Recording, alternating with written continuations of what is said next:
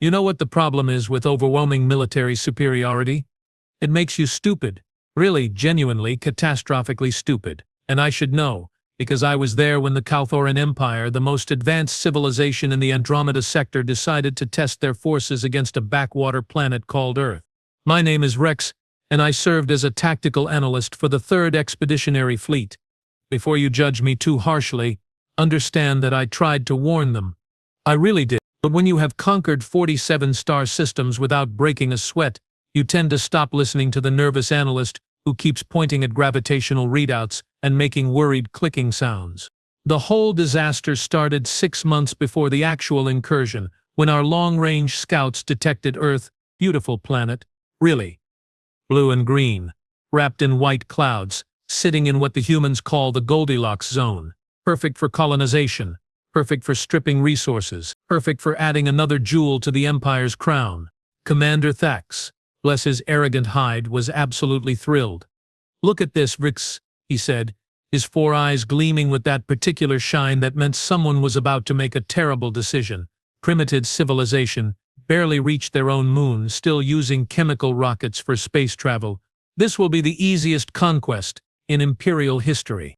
I was studying the preliminary data, and something was making my sensory frills itch. "Commander, have you looked at the gravitational measurements?" "Gravity?" He waved one of his primary appendages dismissively. "What about it?" "Well, sir, Earth registers at approximately 9.8 meters per second squared. That is significantly higher than standard." Axe laughed.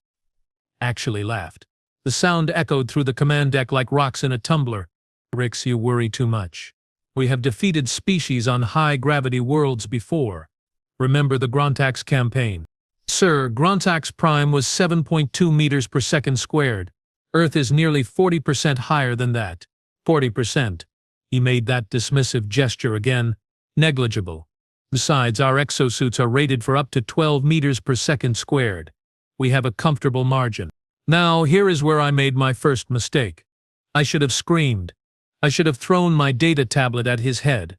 I should have done something more dramatic than simply saying, "Sir, I recommend additional testing before we commit ground forces." "Additional testing," he repeated, as if I had suggested we surrender to the primitives. "Rix, we are the Calthoran Empire. We do not need additional testing to handle a species that still watches entertainment on flat screens." The other officers on the bridge chittered their agreement. I was outvoted, outranked, and out of options. 3 months later, we arrived in Earth's solar system. The humans had not detected us yet, which was not surprising given their primitive sensor technology. We maintained our position behind their moon, conducting surveillance and planning our initial demonstration of force. The plan, such as it was simple. Land a strike force in what the humans called Washington, D.C., their primary administrative center, demonstrate our technological superiority, accept their surrender. Standard operation, executed hundreds of times across dozens of worlds. Lieutenant Kryn was chosen to lead the first landing party.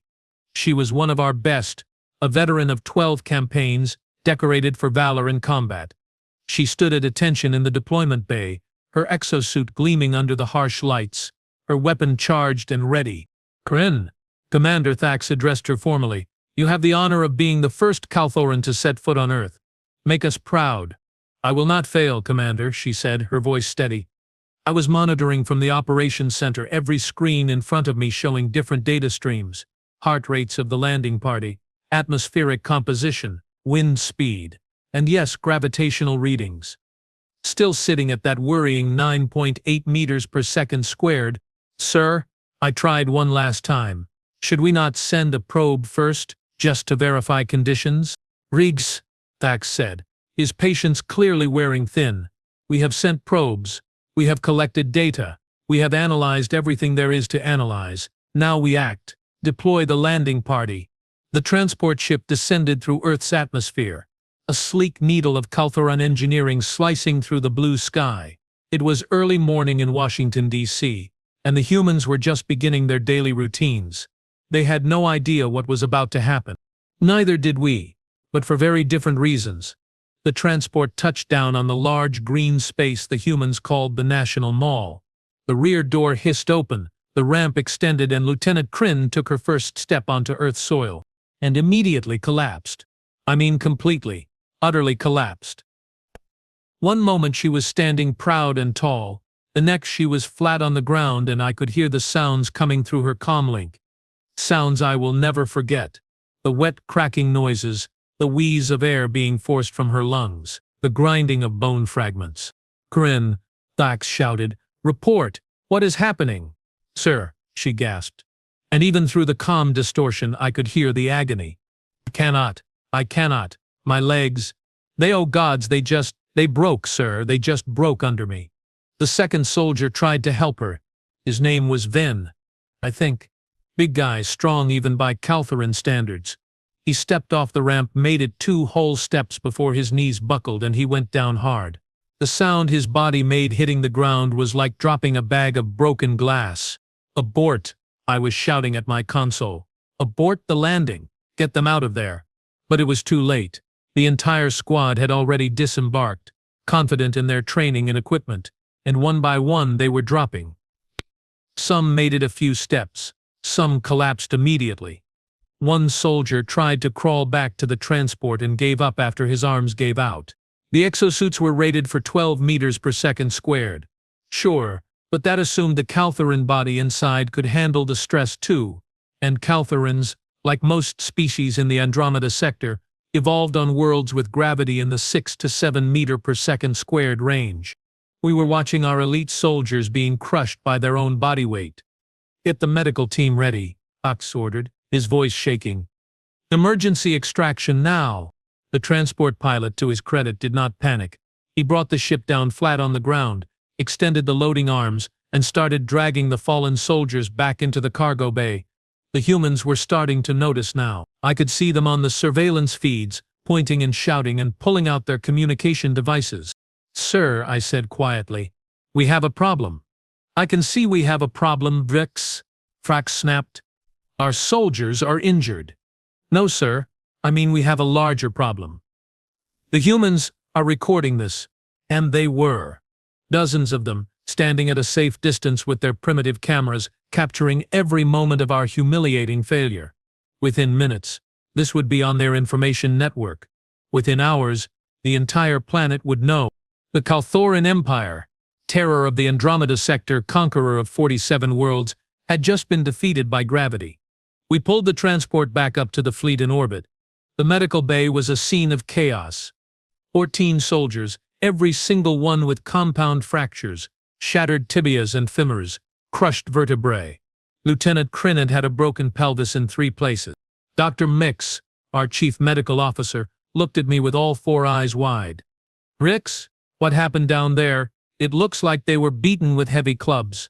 "They were," I said, "by planet Earth itself." Commander Thax was in his private quarters, probably contemplating how to explain this to High Command. I was left to deal with the immediate aftermath, which included monitoring Earth's communication networks. It was, in a word, spectacular. The humans had given our landing attempt a name within 3 hours. They were calling it the flop. Videos of our soldiers collapsing were being shared billions of times, set to their primitive music, edited into comedic sequences. Some creative human had added sound effects that made our warriors sound like squeaky toys. But here is what really terrified me. Mixed in with all the humor and mockery, there were other voices, military analysts, scientists, people who understood exactly what had happened and what it meant. One human, a scientist with the improbable name of Margaret Finnegan, was being interviewed on their broadcast networks. What we witnessed today is a clear demonstration that any hostile species attempting to invade Earth will face a significant physiological disadvantage. Earth's gravity is high compared to most potentially habitable worlds. Life here evolved to handle stresses that would incapacitate beings from lighter gravity environments. Another human, a military officer named General Harold Briggs, was even more direct. Those aliens landed expecting easy conquest. Instead, they found out that every human on this planet is effectively a super soldier compared to them. Our children can lift weights that would cripple their warriors. The humans were not scared. They were amused, and worse, they were confident. I compiled all of this into a report and took it to Commander Thax. He looked even worse than I felt, his skin having gone that pale shade of blue that indicated extreme stress. "Commander, you need to see this." He watched the videos in silence. Watched the humans laughing. Watched their analysts explaining our weakness. When the feed finished, he looked at me with an expression I had never seen before. Fear. "Rix, how did we miss this?" "We did not miss it, sir," I reported. "The gravitational differential. We underestimated what it would mean in practice." "What do we do now?" That was a good question. The honest answer was that we should leave, immediately, forget Earth existed, strike it from our charts and never speak of it again. But I knew High Command. They had already committed resources to this conquest. They had already announced to the other Council species that Earth would be ours. Retreat was not an option they would consider. "We need better equipment," I said finally. "Exosuits designed specifically for high-gravity environments, enhanced skeletal support systems. Maybe artificial gravity dampeners." "How long will that take?" "To design, test, and manufacture. At least 8 months. This made a sound deep in his thorax that indicated profound displeasure. "High Command will not accept that timeline. Then High Command is welcome to come down to Earth themselves and see how they fare." That was probably insubordinate, but Thax did not reprimand me. He just nodded slowly. "Send your recommendations to the Engineering Corps. In the meantime, we maintain our position and observe. We need to learn everything we can about these humans." So that is what we did. For the next month we watched, and the more we watched, the more concerned I became. See, the humans were not just laughing at us. They were preparing. Their military forces went on high alert. Their scientists started working on detection systems to find our stealth ships. Their governments began coordinating in ways we had never seen them do before. And they started training. I watched surveillance footage of human soldiers doing exercises. They would put on weighted vests and run for miles. They would lift heavy objects repeatedly, building muscle mass. They sparred with each other, using their natural strength enhanced by technique and aggression. One video in particular stuck with me. A human female, barely into adulthood by their standards, performing what they called a deadlift. She lifted a weight that massed over 200 kilograms, lifted it like it was nothing, smiled at the camera, set it down gently. Lieutenant Kryn, our elite warrior, massed 80 kilograms, and Earth's gravity had snapped her bones like dried twigs. "Ritz," came a voice behind me. I turned to find Sergeant Plix, one of the few other voices of caution in the fleet. "Have you been watching the humans train?" "Yes. It is deeply unsettling." "Unsettling?" He made a sound that might have been a laugh. "Varix, it is terrifying. Do you know what I saw yesterday? A human adolescent, a child by their standards, engaging in what they call wrestling practice. He lifted another human his own size and threw him to the ground. For fun, for sport. I know. We cannot fight them hand to hand, we simply cannot. In their gravity we are helpless. They are stronger, faster, more resilient, and Reeks, I think they know it now." He was right, of course. The humans absolutely knew it. I had been monitoring their military communications, the ones they did not bother to encrypt properly. They were discussing tactics, how to board our ships, how to fight in zero-gravity or low-gravity environments where their strength would be even more overwhelming. They were not planning to defend Earth anymore. They were planning to counterattack. I reported this to Commander Thax, who reported it to High Command, who promptly declared that I was being paranoid and that the humans were primitive and no threat to the Empire. 2 weeks after that assessment, 3 human spacecraft launched from Earth. Now I should clarify. These were not warships. The humans did not have warships. These were converted cargo vessels, crude and inelegant, barely spaceworthy by our standards. They used chemical propulsion, for God's sake. They were slow and awkward and should have been easy targets. Should have been. The lead ship was designated Hope by the humans. It was carrying a crew of 12, all military personnel, all volunteers. Their mission statement, which they broadcast openly for anyone to hear, was simple. They were coming to talk. "Do not allow them to approach," High Command ordered. "Maintain defensive posture. If they continue on intercept course, destroy them." Commander Thax looked sick. "High Command, they are requesting diplomatic contact. They are unarmed civilians making a peaceful overture. They are primitives who humiliated the Empire. They do not get to dictate terms. Destroy them if they approach. I watched on the tactical display as the Hope continued its trajectory toward our fleet. Slowly, painfully slowly, using gravity assists and careful burns to match our orbit.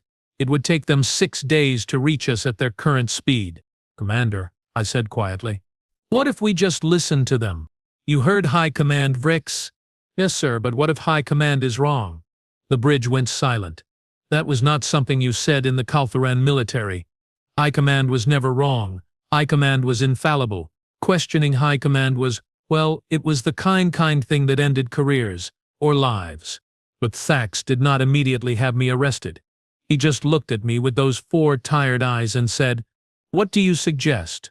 Let them approach, hear what they have to say. At worst we learn something about human psychology and intentions. At best we might avoid unnecessary conflict. And if High Command finds out, then tell them I acted without authorization. Say I am a rogue element. I will accept the consequences." Looking back, that was probably the bravest thing I ever did. Also the stupidest. But Thax considered it for a long moment, then nodded. All right, contact the human vessel. Tell them they may approach for diplomatic dialogue. The response came back within minutes.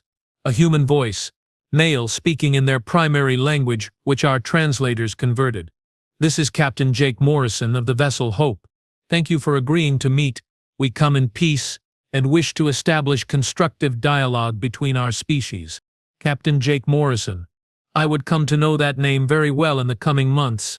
The Hope docked with our command ship 4 days later. We met them in Docking Bay 7, which we had depressurized and set to Earth normal gravity. The artificial gravity generators struggled with the higher setting, using considerable power, but we managed. Commander Thax and I waited as the airlock cycled. I was nervous, which was reasonable. These were the beings whose planet had broken our soldiers. We were about to meet them face to face. The airlock opened, and they walked in. By all the gods of the old homeworld, they walked in. No exosuits, no support systems, just simple spacesuits, the kind you might use for a brief excursion, and they moved through one gravity as if it were nothing, as if they were born to it, which, I suppose, they were. Captain Morrison removed his helmet. He was tall by human standards, over 1.8 meters, with brown skin and dark eyes. He looked at us, evaluated us, and smiled. Commander Thax, Analyst Vrix, thank you for meeting with us. How do you know our names? Thax asked. We have been monitoring your communications. Your encryption is, well, it is good by our standards, but we got some help. Morrison gestured to another human, a female with red hair. This is Dr. Elizabeth Parker. She is a linguist and cryptographer. She has been working very hard to understand your language. You broke our encryption, Thax said flatly. We did. Morrison did not look apologetic. We needed to understand your intentions. After your soldiers tried to land in our capital, we figured we needed to know what you were planning next. That was a peaceful first contact mission, Thax said, which was a lie, and we all knew it. Morrison's smile did not waver. Commander, respectfully, no, it was not. We have recordings of your internal communications. We know you came to conquer. What we do not know is whether you still intend to try. The directness was shocking. In Kalthuran culture, we approached such matters obliquely, with layers of implication and subtlety, but Morrison just laid it out there, plain as the stars outside. The Kalthuran Empire does not negotiate with primitive species, Thax said, falling back on doctrine. Primitive. Morrison repeated the word. Commander, we may not have faster-than-light travel yet, but we are hardly primitive. We have split the atom. We have computers. We have reached our moon and sent probes to every planet in our solar system. And, as you discovered, we have gravity. Your point? My point is that you made assumptions about us based on our technology level. That was a mistake. You assumed conquest would be easy. That was a bigger mistake. And if you continue down this path, if you try to invade Earth, it will be the last mistake your empire ever makes. The threat was delivered calmly, almost casually, but it hung in the air like a blade. You cannot threaten the Kalthuran Empire, Thax said, but his voice lacked conviction.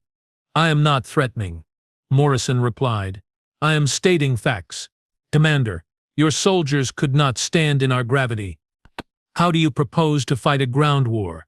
How do you propose to occupy cities? How do you propose to control a population of 8 billion people who are each and every one of them stronger than your best warriors? Thax had no answer. Neither did I.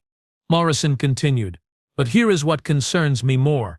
Your empire has conquered 47 worlds. We know this because we decoded your historical databases. 47 civilizations crushed under your military might. How many of those were high-gravity worlds? None, I said quietly. Exactly. Morrison looked at me directly. You are Vrix, correct? The analyst who tried to warn them about the gravity. I am. Thank you for trying. Seriously, if your commanders had listened to you, maybe we could have avoided the unpleasantness with your landing party. How are they, by the way, your injured soldiers? Recovering, I said, slowly. Good. We did not want anyone hurt. We were just as surprised as you were when they started dropping. Morrison pulled out a small device from his suit pocket. Dr. Parker, if you would. The red-haired human activated a holographic display. It showed a map of the galaxy, highlighting worlds by their gravity. This is what we have figured out about your empire, Dr. Parker said. Her voice was softer than Morrison's, but no less confident. You conquer low-gravity worlds because that is where you have the advantage.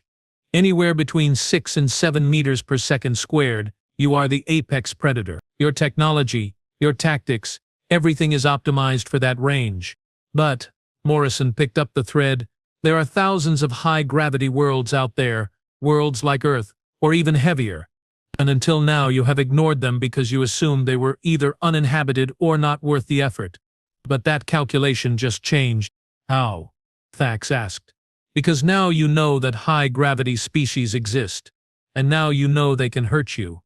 And now you are wondering, how many other worlds out there have inhabitants who could crush your soldiers the way Earth's gravity did? The silence stretched. Morrison was right, and we all knew it. The Empire's entire military doctrine was based on facing enemies from similar gravity environments. We had never considered what would happen if we encountered species evolved in heavier gravity. So here is our proposal, Morrison said. Earth does not want war. We are not interested in conquest or revenge, but we also will not be conquered, so we are offering an alternative. Trade, knowledge exchange, peaceful coexistence. You leave us alone, we leave you alone, and maybe we all learn something from each other. And if we refuse? The Thax asked.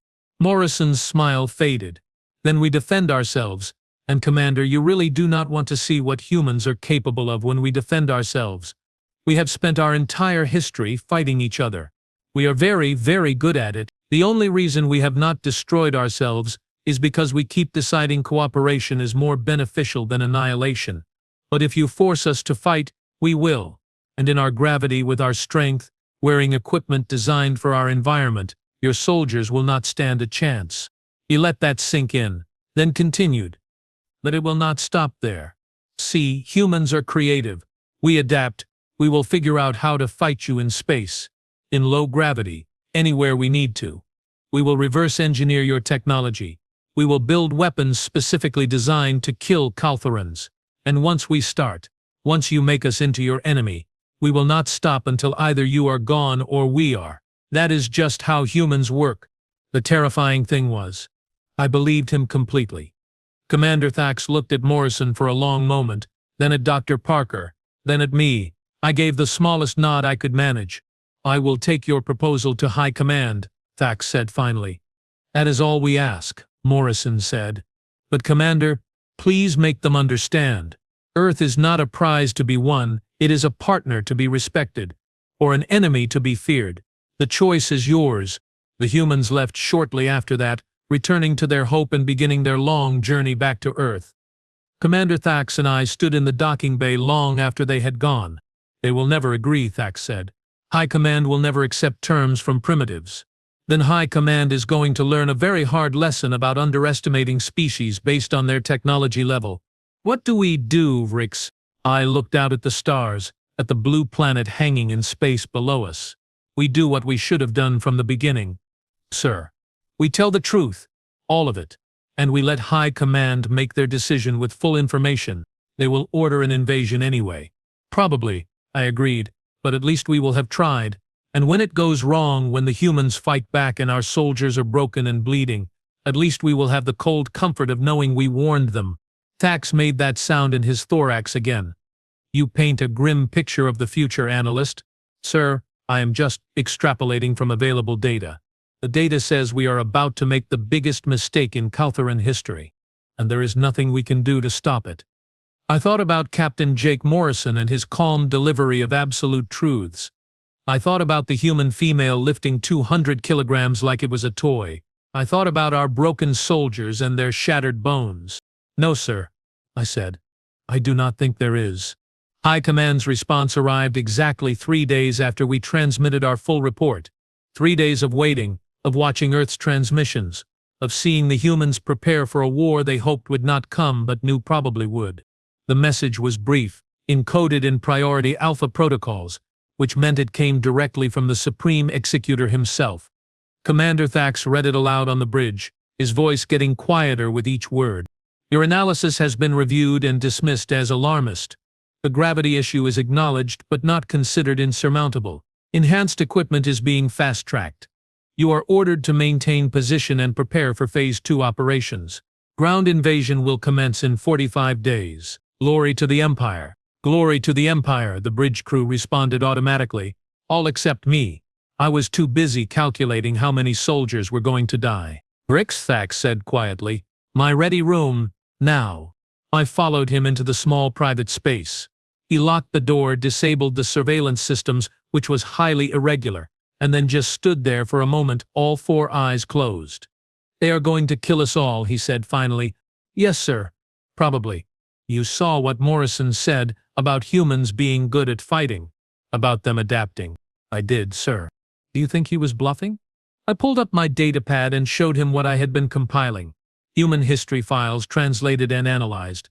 Sir, in the last 500 years, humans have fought 2 massive planetary wars. They call them World War I and World War II. In the second one, they killed over 70 million of their own species.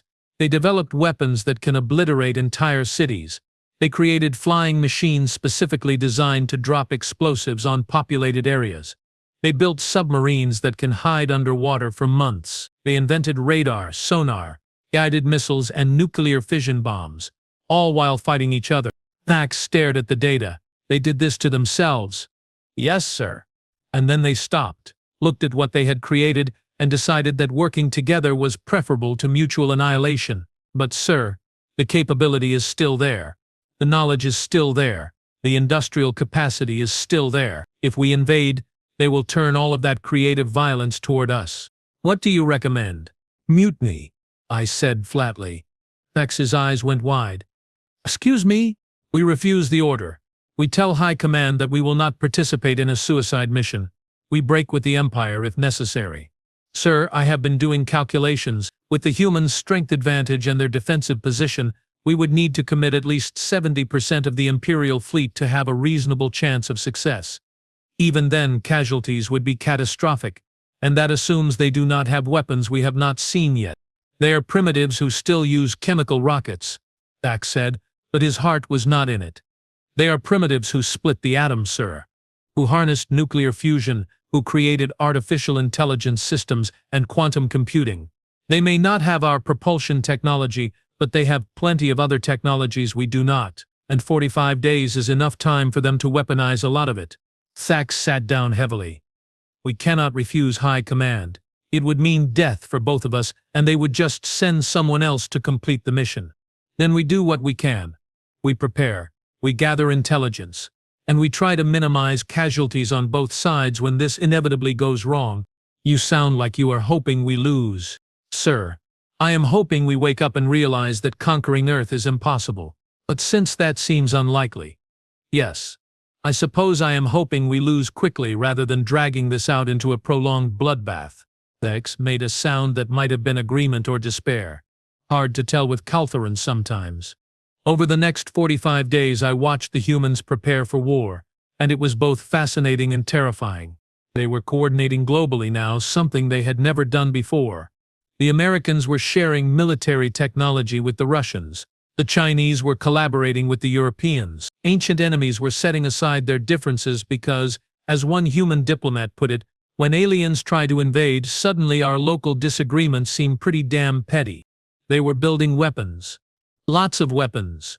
They took their existing missile systems and modified them for space combat.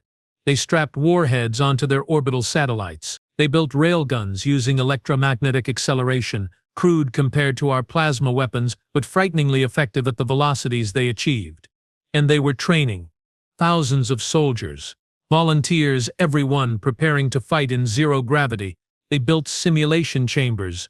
They studied our few public transmissions to understand Calthuran physiology. They were identifying weak points, developing tactics, creating entire combat doctrines around fighting low-gravity species.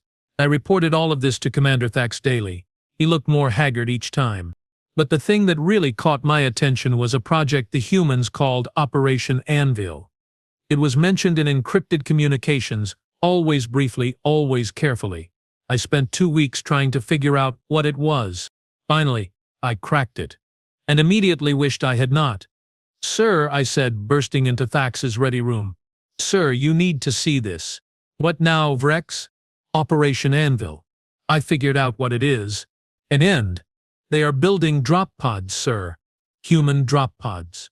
Heavily armored capsules designed to launch from Earth and intercept our fleet.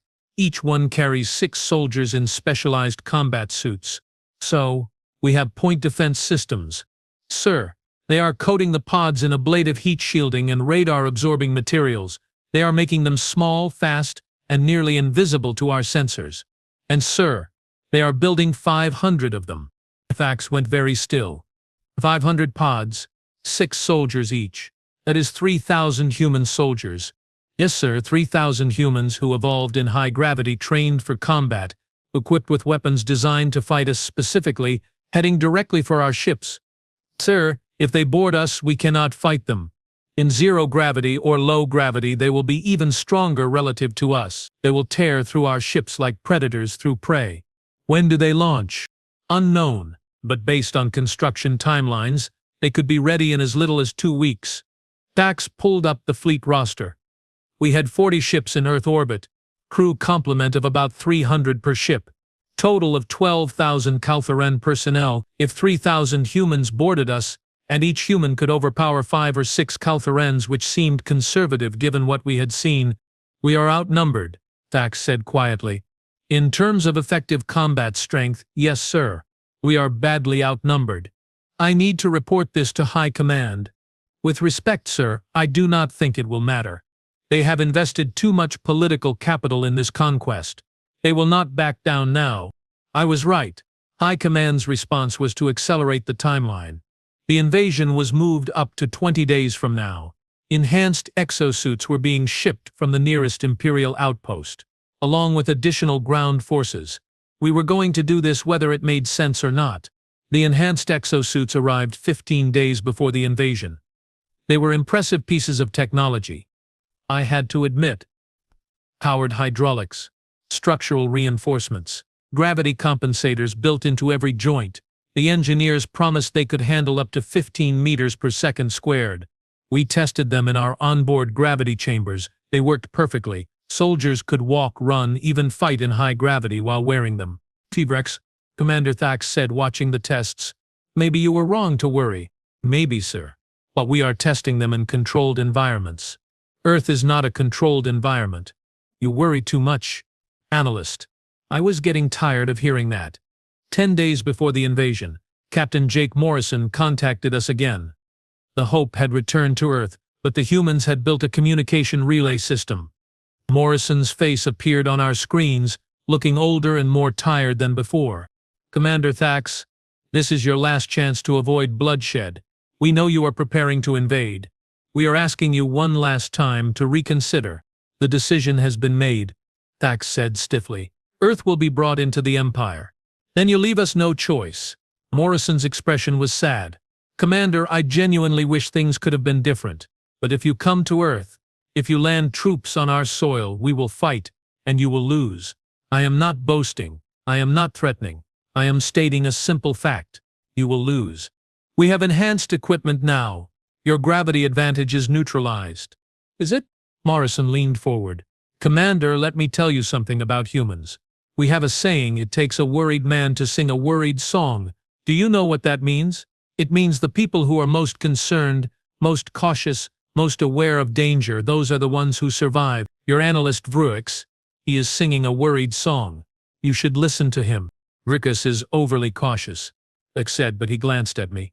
Rix is the smartest Calthuren in your fleet, Morrison said, and I am betting that after we are done he will be the one writing the reports about what went wrong. Make sure he mentions that we tried, that we offered peace, that we did everything we could to avoid this. The transmission ended. He's trying to get in our heads, Thax said. It is working, I replied. 5 days before the invasion, I detected the first human launch. Not Operation Anvil, not yet. This was something else. A single ship, larger than the Hope, accelerating hard out of Earth's atmosphere. Sir, we have a human vessel launching. Track it. Weapons hot. Sir, it is not heading toward us. It is heading, wait, it is heading for Mars. Mars? Why? We watched as the ship, which the humans had designated Pathfinder, made its way to the Red Planet. It took them 3 days. When they arrived, they deployed a communications array and started broadcasting. The message was in Calthuren and 57 other languages. It was a declaration of independence, a statement of intent, and a warning all rolled into one. To all spacefaring species, this is Earth calling. We are humanity, and we are claiming our solar system as sovereign territory. Any attempt to invade, conquer, or colonize our space will be met with force. We seek peace, but we are prepared for war. For the Calthuren Empire specifically, you have 3 days to withdraw. After that, we will consider any Calthuren vessel in our space an act of war. This is your only warning. They are bluffing, Thax said. They cannot enforce that claim. They barely have spacecraft. Sir, they just sent a ship to Mars in 3 days. Our estimates said they could not achieve that kind of velocity with chemical propulsion. Then they have better engines than we thought. Or they have been holding back, sir, showing us only what they wanted us to see. 3 days before the invasion, Operation Anvil launched. We detected them as they left Earth's atmosphere. 500 pods, just as I had predicted, accelerating at rates that should have been impossible for human technology. They were using some kind of mass driver system, electromagnetic catapults that hurled the pods into space at tremendous velocities. Defensive positions, Thax ordered. All ships, activate point defense systems. Shoot down those pods. We tried. We really did. Our plasma cannons lit up space, filling the void between Earth and our fleet with superheated death. We destroyed 17 pods in the first wave, but there were 493 remaining, and they were coming fast.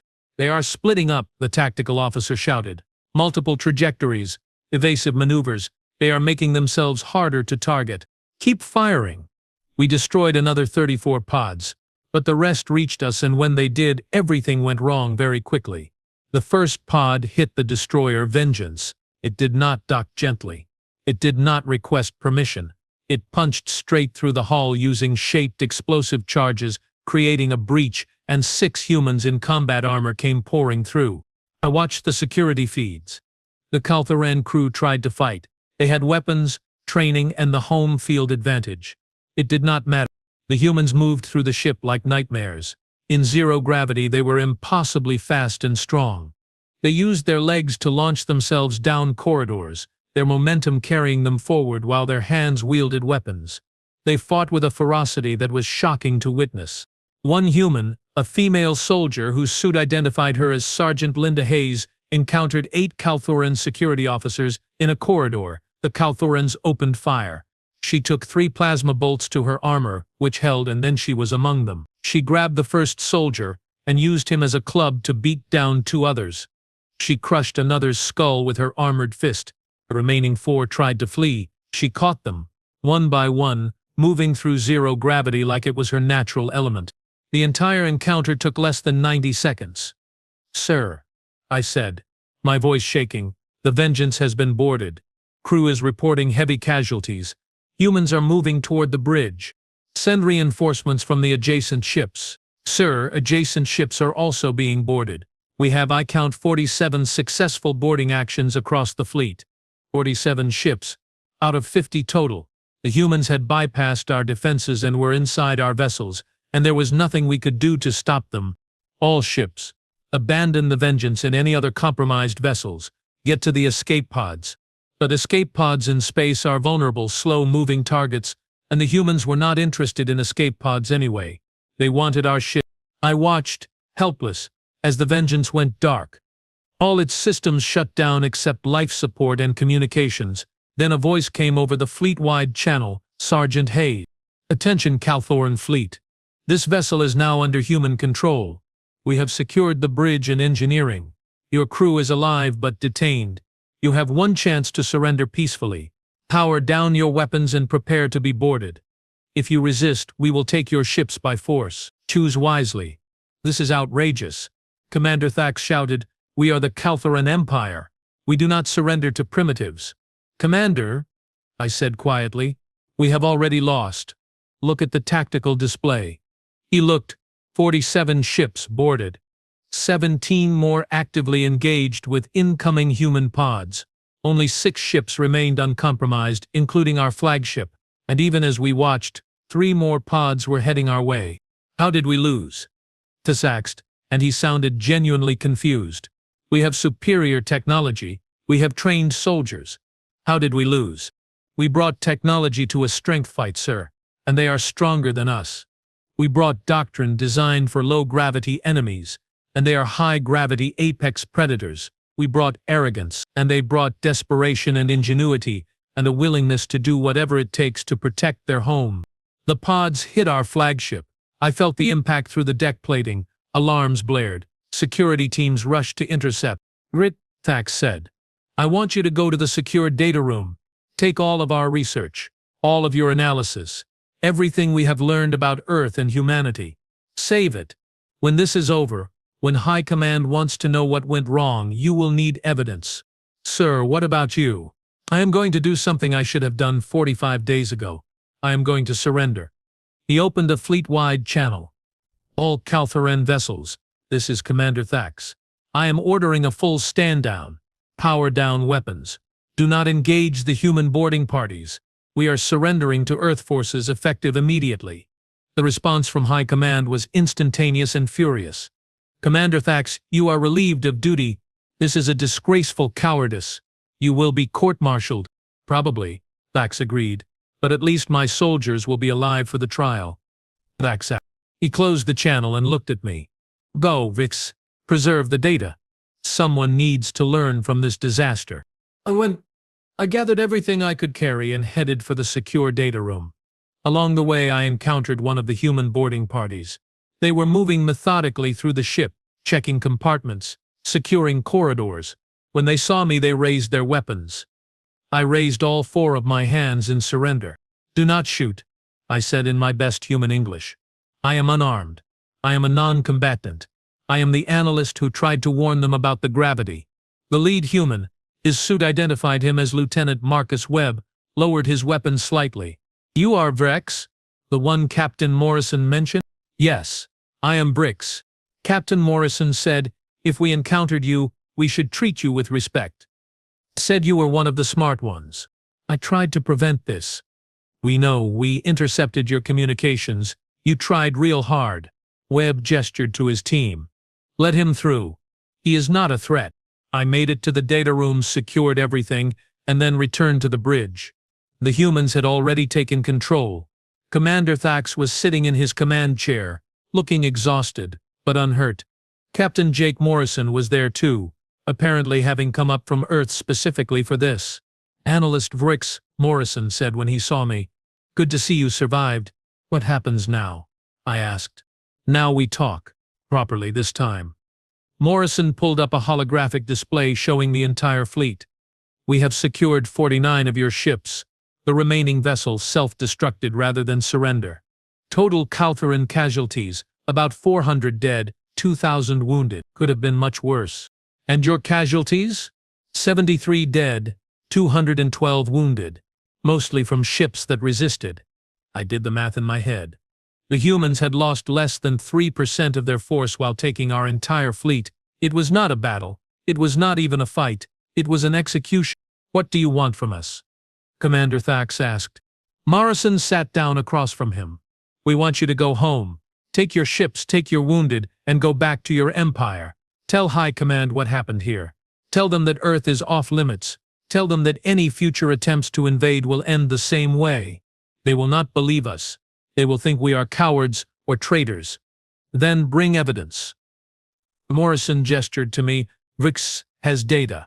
Combat recordings, medical reports, proof of everything that happened.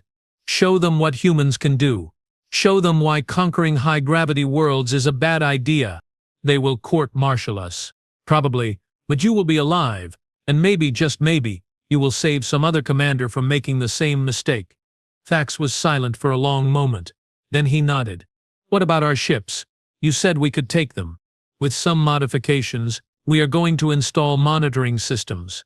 Transponders that will let us track your vessels. Insurance policy, you understand. If you come back with hostile intent, we will know. You are letting us go but keeping us on a leash. Would you prefer we keep the ships and send you home in your underwear? Morrison asked with a slight smile. Because we can do that too. The leash will suffice. It took 3 days to transfer the wounded, make the necessary modifications to our ships, and complete the official surrender documents. During that time, I had a chance to talk with some of the human soldiers. Sergeant Linda Hayes, the terrifying warrior I had watched tear through 8 Caltharans, turned out to be surprisingly friendly when not in combat. She was from a place called Texas, and had been a school teacher before joining the military. A teacher? I asked, incredulous. You taught children. 5th grade math, she confirmed. I am real good at explaining fractions. But you, I saw you killed trained soldiers with your bare hands. Well, sure, but that is just because of the gravity thing. Back home, I am pretty average. There are folks way stronger than me. Professional athletes, construction workers, farmers. Heck, my grandma could probably take down a couple of your soldiers, and she is 73 years old. Your grandmother. Yep, she works a ranch, throws hay bales that mass about 30 kilograms each. Does it all day long? Hayes shrugged. When you grow up in one gravity, you do not really think about how it affects you. It is just normal. I thought about that. About an entire species where every individual, from children to the elderly, was stronger than our elite warriors. About a planet where the very ground beneath your feet was a weapon. You know what is funny? Hayes continued. We were scared of you guys. Before the invasion, everyone was panicking. Aliens with spaceships and energy weapons, and who knows what else. We thought you were going to wipe us out. We thought we were going to wipe you out, I said. Yeah, well, turns out we were both wrong. You could not handle our gravity and we adapted faster than you expected. Funny how things work out. Hilarious, I said dryly. On the day we departed, Captain Morrison came to see Commander Thax and me one last time. Before you go, I want to give you something. He handed Thax a data chip. That contains our official proposal for peaceful relations between Earth and the Caltharan Empire, trade agreements, cultural exchange programs, scientific collaboration, everything we tried to offer before you invaded. You still want to be allies? After we attacked you? We want to not be enemies, Morrison corrected. There is a difference. Look, your empire has conquered a lot of worlds. You have technology we could benefit from. We have perspective you might find useful. High-gravity world perspective, specifically. There are probably other species out there like us. Wouldn't it be useful to have allies who understand how to deal with them? You want us to hire you as mercenaries, I said. Morrison laughed. More like consultants. But yeah, basically, we will teach you how to fight high-gravity species. You stop trying to conquer us. Everybody wins. High Command will never agree. High Command just lost an entire fleet to primitives who still use chemical rockets. I am betting they are going to be a lot more open-minded than they were a week ago. Morrison extended his hand to Thax. Safe travels, Commander. I hope the next time we meet, it is under better circumstances. Thax looked at the hand, understanding the human gesture of peace, and grasped it. I hope we do not meet again at all, Captain. No offense. None taken. We left Earth's orbit 8 hours later, our battered fleet limping back toward Caltharan space. I spent most of the journey writing my report, documenting everything that had happened, everything we had learned. The humans had defeated us without ever setting foot on one of our worlds. They had taken our fleet with minimal casualties, They had demonstrated strength, tactical brilliance, and mercy, and then they had let us go with a warning and an offer of friendship. It was brilliant. It was terrifying. It was so very, very human. Commander Thax was right about one thing. We were court-martialed. Both of us, charged with cowardice, dereliction of duty, and conduct unbecoming of imperial officers. But here is the funny thing about being right when everyone else is wrong. Eventually someone listens. My report was entered into evidence. The combat recordings were shown to the military tribunal. The medical data on our casualties was reviewed. And slowly, reluctantly, painfully, the Empire began to understand what had happened. Earth was not an outlier. There were dozens of high-gravity worlds in our sector alone, hundreds across the galaxy, and we had been ignoring them because they did not fit our tactical doctrine. That was about to change. 3 months after the trial, I was reinstated to my position, not as an analyst, but as head of a new department, the High Gravity Warfare Studies Institute. My job was to figure out how to fight species like humans, or better yet, how to make sure we never had to. Commander Thax was reassigned too. They made him an ambassador. His first posting, Earth. I saw him off before he left. He looked older, grayer, more tired than I had ever seen him. They are punishing us, he said, making me go back there. Or they are using your experience. You know the humans. You understand them better than anyone else in the Empire. I understand that they are terrifying and that we are very lucky they decided to be merciful. That too. Rex, what if we encounter another species like them? What if the next high-gravity world we find is not interest in peace? I thought about Sergeant Hayes and her grandmother throwing hay bales. I thought about Captain Morrison calmly explaining how humans would destroy us if necessary. I thought about 3,000 soldiers taking our entire fleet in less than 4 hours. Then we run, I said simply. We run very fast and very far, and we hope they do not follow. Thax made that sound in his thorax again, the one that indicated profound distress. The Empire will not accept that. The Empire lost 47 ships to primitives who still use chemical rockets. The Empire is going to have to accept a lot of things it does not like. 6 months later, the treaty was signed. The Kalthoran Empire and Earth established formal diplomatic relations. Trade routes were opened, cultural exchanges began, and most importantly, Earth agreed to serve as consultants on high-gravity warfare. Turns out Morrison was right. There were other species out there like humans, and having allies who understood them was extremely valuable. But I never forgot the lesson of Earth, never forgot watching our soldiers' bones snap under the weight of their own bodies, never forgot the look in Captain Morrison's eyes when he promised we would lose if we invaded.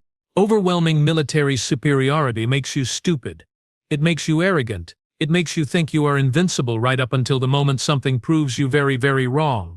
The Kalthoran Empire conquered 47 worlds, and then we met Earth, and Earth conquered us without ever leaving their own orbit. They tested Earth's gravity, and their soldiers' bones snapped instantly. And that should have been the end of it, but it was not. It was just the beginning of a very different kind of relationship, one based on respect, caution, and a healthy understanding that there are species in this galaxy that you do not mess with. Humans are one of them. And now, thanks to our alliance, the Empire has learned that lesson without losing too many more ships in the process. I still work at the High Gravity Warfare Studies Institute. I still compile reports and analyze data. But now I do it with the understanding that sometimes the best warfare is the kind you avoid entirely. And every time I look at the gravitational readings from a new planet, every time I see those numbers climb above 8 meters per second squared, I think about Earth. And I recommend we establish peaceful contact first, overwhelming force never. Because I learned something important during those disastrous weeks. I learned that gravity is not just a number, it is a weapon, it is a teacher, it is a fundamental truth about how species develop and what they are capable of. And I learned that underestimating species based on their technology level is a mistake you only get to make once. If you are lucky, we were lucky, Earth was merciful. The next high-gravity species might not be. So I write my reports, and I give my lectures, and I tell the story of how the Kalthoran Empire tested Earth's gravity and lost an entire fleet in 4 hours. And I hope desperately that future generations are smarter than we were. That they listen to the analysts who sing worried songs. that they understand what I learned the hard way, that sometimes the primitives win. And when they do, you better hope they are feeling generous, because gravity does not care about your superior technology. It does not care about your military doctrine. It does not care about your pride or your empire or your legacy of conquest. Gravity just is. And on Earth, gravity is a weapon that humans have been training with since birth.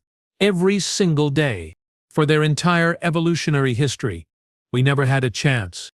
And now, thanks to the treaty, we do not have to fight them anyway.